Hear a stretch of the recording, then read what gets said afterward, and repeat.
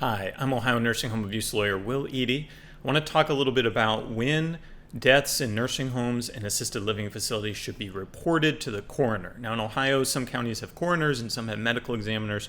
Their role at the end of the day is to establish the official, legal, presumptive cause of death for individuals who die under particular circumstances. And one of those is suspicious circumstances, circumstances involving trauma, really anything that's not a natural progression should be investigated. And what we see time and again, both in nursing homes and in assisted living facilities, is that the facilities and the facility doctors are not reporting deaths that should be reported. So we have a case right now we're investigating where a woman died after a stay in an assisted living facility.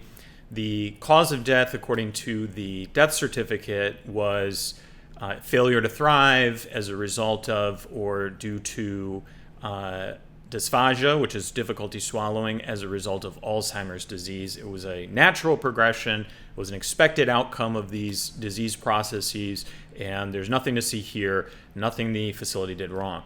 Well, it was filled out by the facility doctor, and what the facility doctor failed to mention is the gaping, black, oozing, smelly bedsore that had developed at the assisted living facility, and that the lady had been allowed to fall and break her hip, her femur bone, less than 30 days, fewer than 30 days before her death. That makes this not a natural death. It should have been reported. It should have been investigated by the coroner. And it was really, I believe, an attempt to prevent the death from being investigated and prevent the family from getting accountability for the care that this woman received that led to her death. They gave us a call. We investigated. The death certificate did not match what the family was reporting to us. We got those records. We saw that, in fact, the family was right and the death certificate was wrong. And actually, I talked to the coroner of that county, and he agreed. He said this should have been reported based on the information about the last 30 days of her life. And thankfully, he's going to be reviewing this and be a part of the case. So there's no question that deaths that result from injuries, traumatic injuries, wounds, and things that shouldn't be happening absent negligence or bad care should be reported. And I implore you, if you are a family member of someone in a nursing home or assisted living facility and something happens, I know your thoughts are not immediately turning towards lawyers and things like that. That makes sense.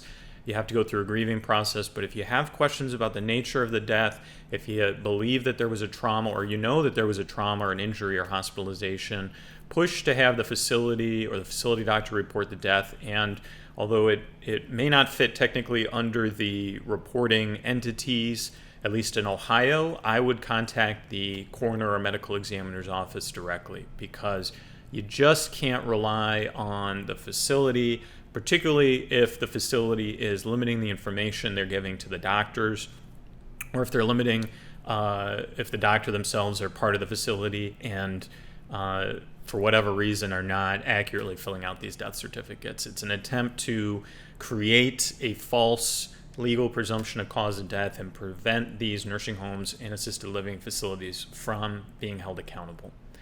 This is Ohio nursing home abuse lawyer Will Eadie, hoping everyone stays happy and healthy in a nursing home. Thanks.